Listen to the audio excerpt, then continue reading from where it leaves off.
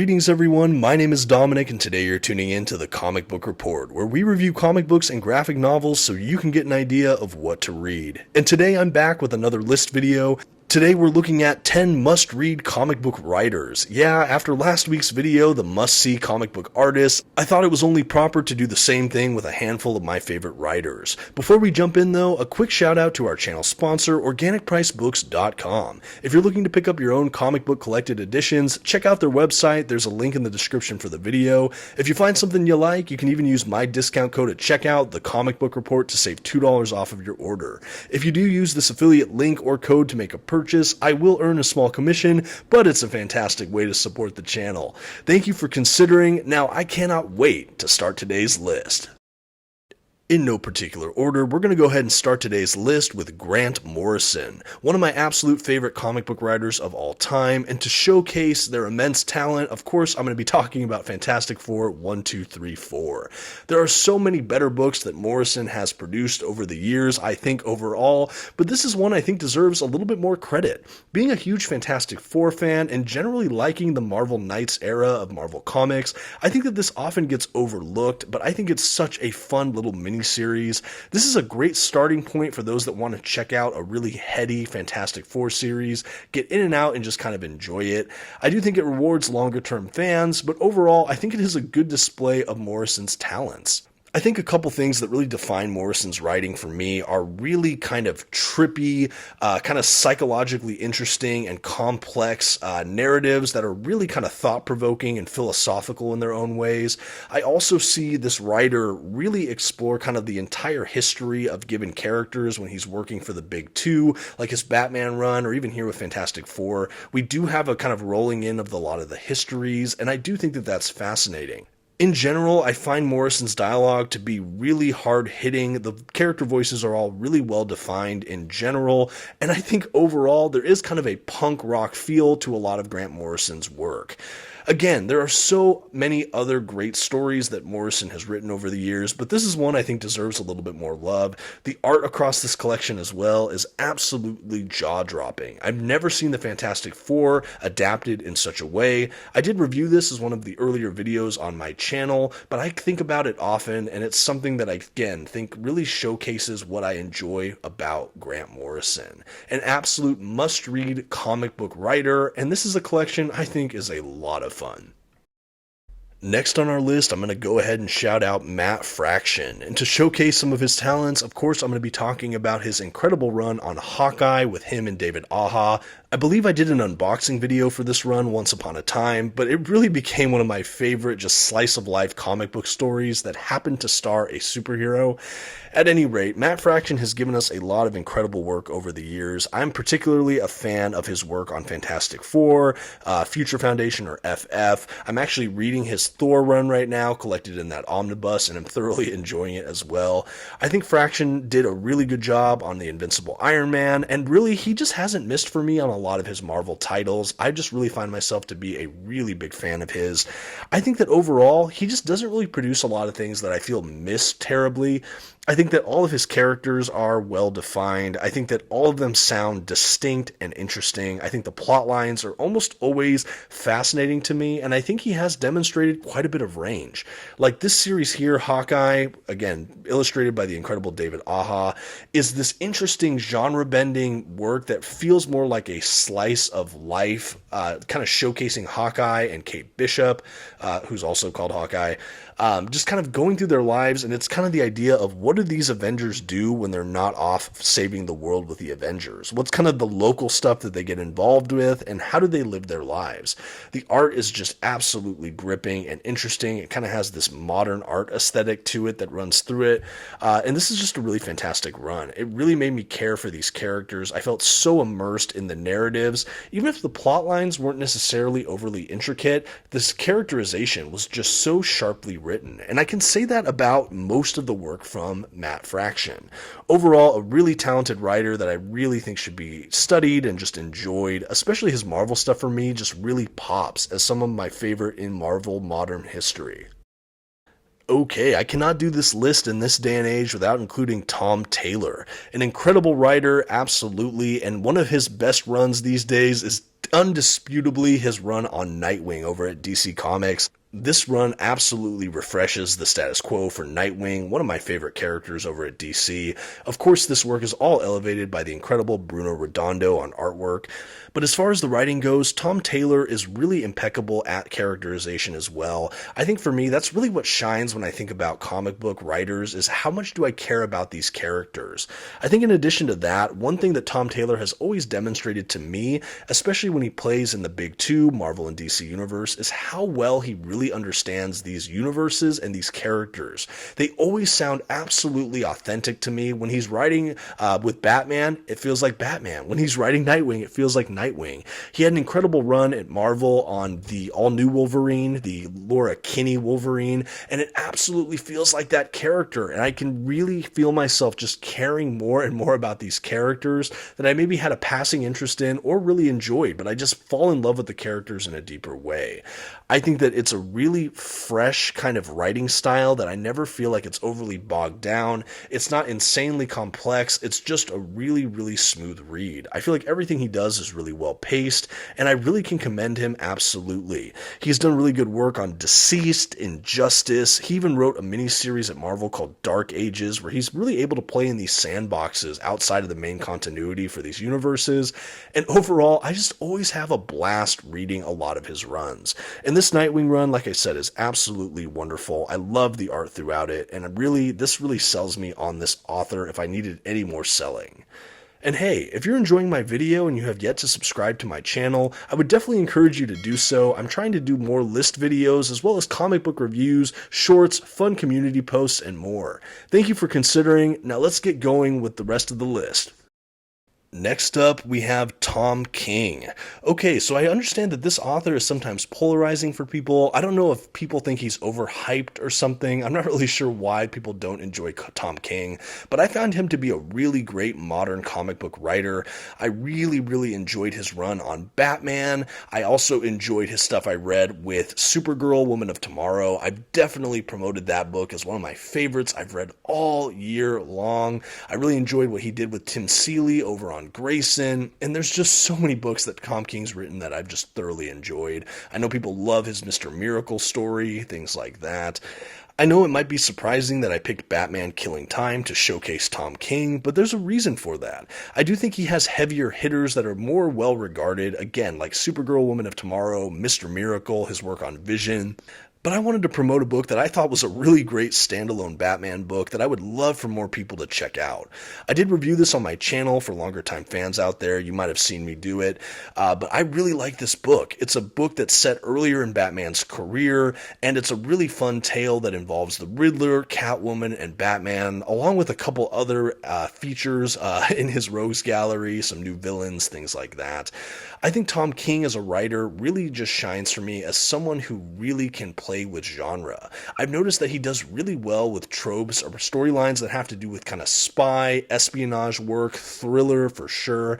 I think he absolutely understands pacing, and overall, in the midst of these really high action and really fun genre pieces, I think his writing has a lot of kind of lyricism to it.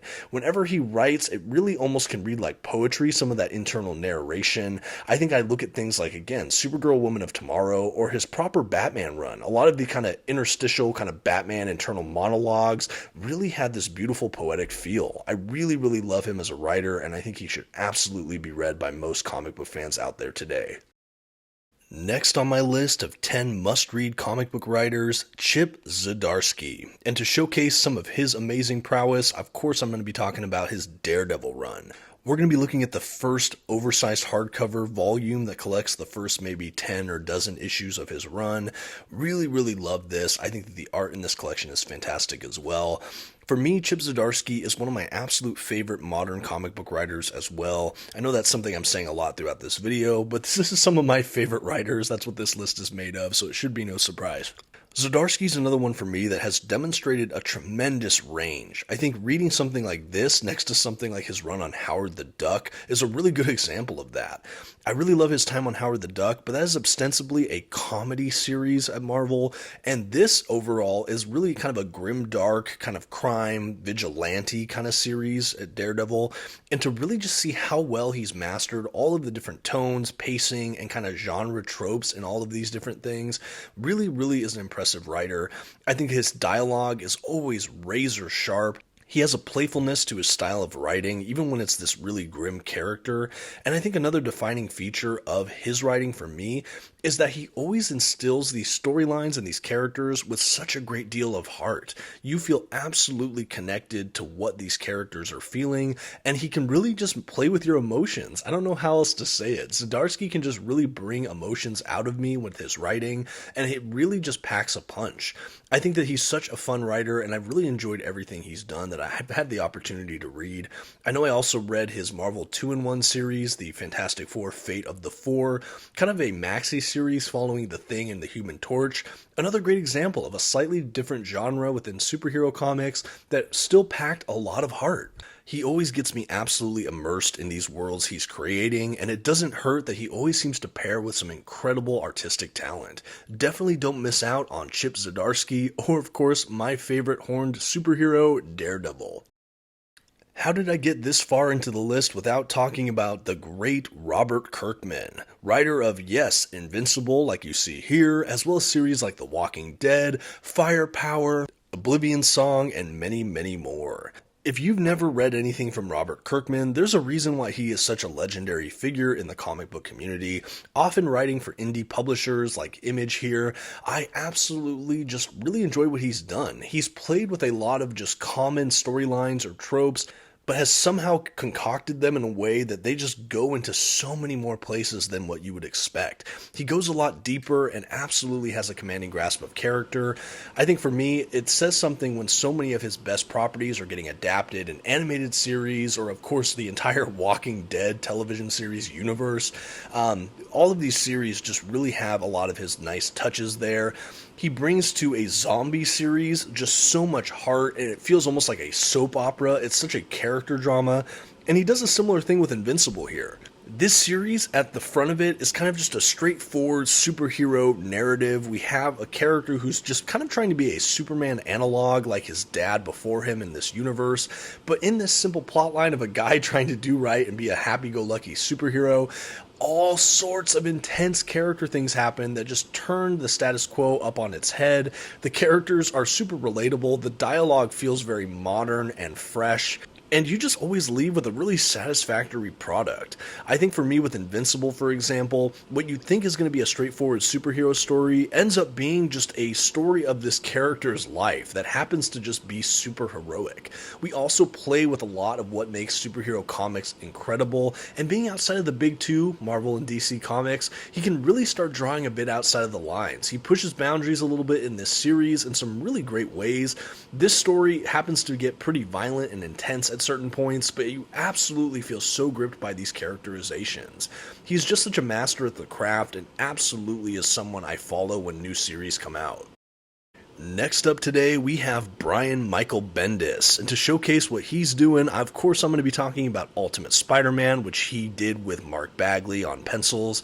This is set in the Ultimate Marvel Universe, which is outside the main 616 universe, but is an absolutely refreshing and incredible place to start a Spider-Man story. This is basically a fresh reboot, relaunch of the entire Spider-Man series with a much more modern feel. We're kind of set in more modern day, or when this came out, kind of the early 2000s.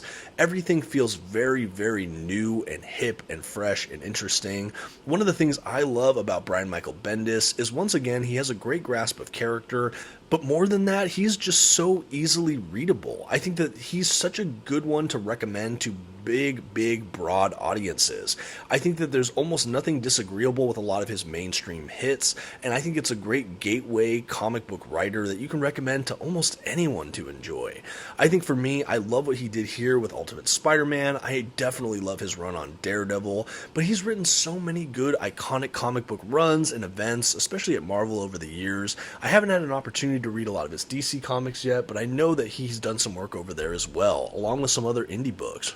I know his quality can make him kind of a polarizing writer. I know sometimes he feels very hit and miss, but for me, even when he air quotes misses on a story, I still find myself enjoying it. And because some of my all-time favorite runs, like The Ultimate Spider-Man and Daredevil, were written by him, I'm always going to be a lifelong fan of Brian Michael Bendis, and that's why I've included him on this list. Incredible runs, incredible comic book writer, and one I could safely recommend to almost any prospective comic book reader out there. I would be curious for those watching, if you're a fan of Bendis, what are some of your favorite comic book runs of his? Let me know in the comments. I'm always eager to read some more from Bendis. Next up, we have Jonathan Hickman, and to showcase some of his work, I'm going to be talking about Fantastic Four. This volume here is the Fantastic Four by Jonathan Hickman, Omnibus Volume 1. His run takes place over a 2-volume set. I've also really enjoyed what I've read of his Avengers run. I recently read his series Secret Warriors at Marvel Comics. Overall, just really on the Hickman train. I really like this writer. One of his defining characteristics for me is his ability to write kind of just, also kind of like Grant Morrison, really heady, cerebral kind of narratives, but one of his masterstrokes I've seen is how he's really able to do these kind of epically scoped narratives across a long comic book run. His entire Fantastic Four run really feels like it distills into one massive story that has all of these little kind of mini stories that all serve a greater arc, and his run on Avengers seems the same way to me. I really like this writer. I like that his storylines kind of make me think in new ways and really have to sit a little bit more with a lot of the comics he's writing. I think that it does not feel very surface level, and yet I feel like a lot of general audiences would still thoroughly enjoy Jonathan Hickman. I think to me this is more adult-centric comic book entertainment. I think if your attention span isn't super long, this might not be the series for you. I think it definitely has a lot of great action and good solid pacing, but there's a lot of just great concepts you can just think about for a long time in runs like this and his work on Avengers. I think that the writing is really nice. I think the dialogue is always interesting, and the characters and the way he portrays a lot of, in these cases, Marvel heroes just make them more compelling than ever before. This Fantastic Four run in general as well really kind of prioritizes Reed Richards and the Human Torch, so if you like those characters, I think that this is a fantastic showing for both of them, and overall a great example of the incredible Jonathan Hickman. Before we go to the next writer, I will also say I highly recommend House of X Powers of 10, his maxi series over for X-Men here in Marvel Comics. Mwah! Just an incredible work as well. Okay, next up on 10 must-read comic book writers, I'm going to be talking about Scott Snyder, who has provided, amongst other works, my favorite run on Batman comics I've ever had the pleasure of reading. This omnibus is Volume 1 of the Batman by Scott Snyder and Greg Capullo, and it's a one of 2-volume set.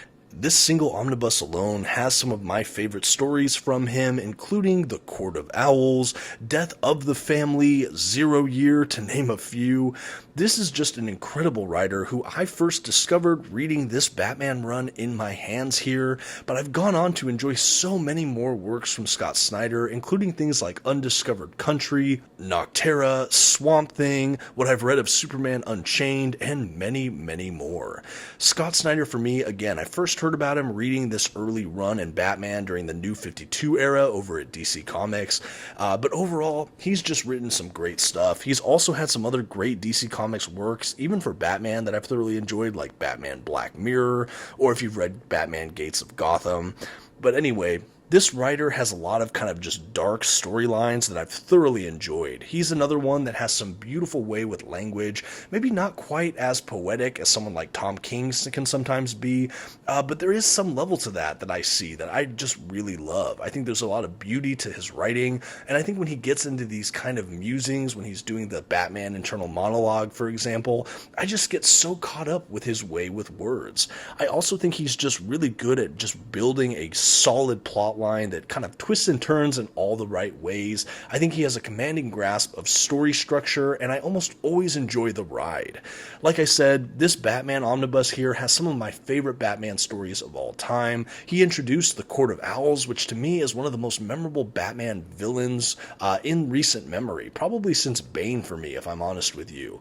But really, really love his writing style. I also really love what he's doing over at Image, again with Undiscovered Country. I've done a couple videos reviewing that series if you've never heard of it. It's about a dystopian future America. Anyway, really fascinating book there too, but a great, great writer. And last but certainly not least on our list today, the great Ed Brubaker. And for me, when I think Brubaker, I think no further than his Captain America run, which is one of my all-time favorite comic book runs of all time. And frankly, it's my gold standard. It is the bar by which I judge all Captain America stories. What we have throughout his run is a really great espionage, spy, vigilante thriller that just has you globetrotting around the world and just really trying to right wrongs.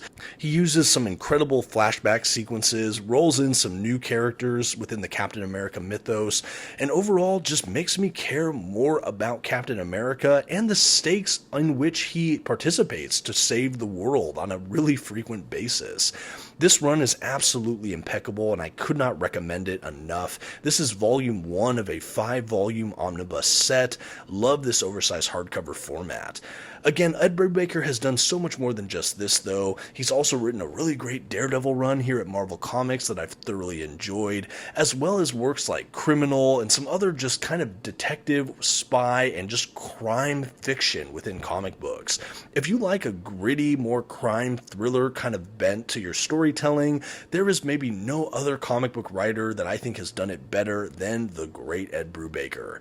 He's really attached to so many notable works, it's even hard to kind of come up with the list for me right now, but I think if you're looking for a good entry point, I would highly recommend this Captain America series. It's really a shining example of what Marvel and DC Comics can still do, in this case, of course, Marvel Comics.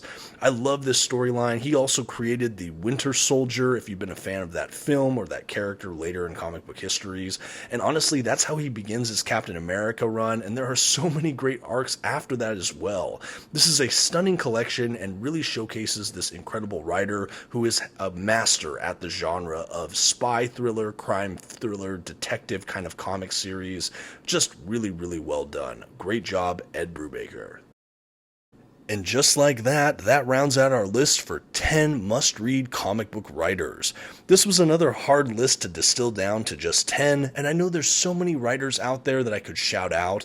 There's some more legacy comic book writers, like of course the great Stan Lee. I was also seriously considering throwing in a writer like John Byrne or Chris Claremont, the great Frank Miller of course, but overall I had to pick 10, and these were the ones I chose. But let me know in the comments section, who are some of your favorite comic book writers of all time? I'd love a good recommendation, not only for me, but for different watchers of this video out there, especially for newer comic book readers who are trying to break into this medium. Who are some of your all-star favorite talents in the industry? Let me know all of that in the comments. Let me know if you've read some of these comic book runs I've showcased in the video. I'd also love your feedback or thoughts on them as well. Again, these are all comics I've thoroughly enjoyed, but I'd love to hear from you. Always appreciate your feedback. Thanks again for watching this list video, and overall, thank you for watching The Comic Book Report. Please don't forget to give this video a like, maybe share the video with a friend, and if you want, you can even check out another one of my videos on your way out. And until next time, have a good one.